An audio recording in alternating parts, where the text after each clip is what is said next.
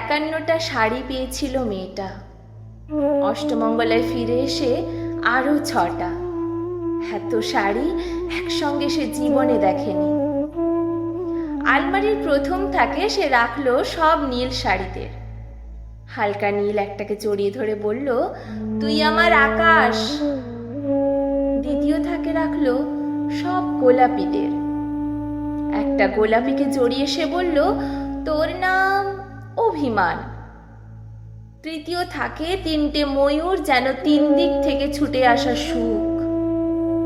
তেজপাতা রং শাড়িটার তার নাম দিল বিষাদ। সারা বছর সে শুধু শাড়ি উপহার পেল। এত শাড়ি সে কি করে পরবে এক জীবনে? কিন্তু বছর যেতে না যেতেই ঘটে গেল সেই ঘটনাটা। সন্ধ্যের মুখে মেয়েটি বেরিয়েছিল স্বামীর সঙ্গে চাইনিজ খেতে।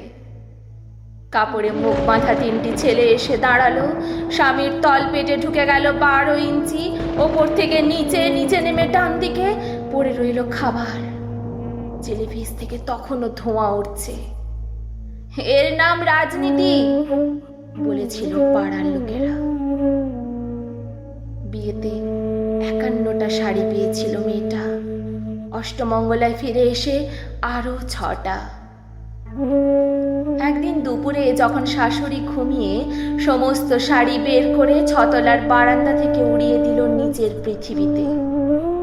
শাশুড়ি পরিয়ে দিয়েছেন তাকে সাদা থান।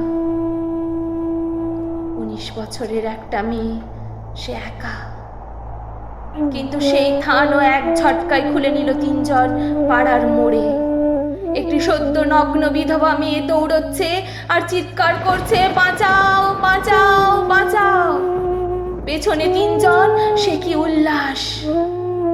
নির্বাক পাড়ার লোকেরা।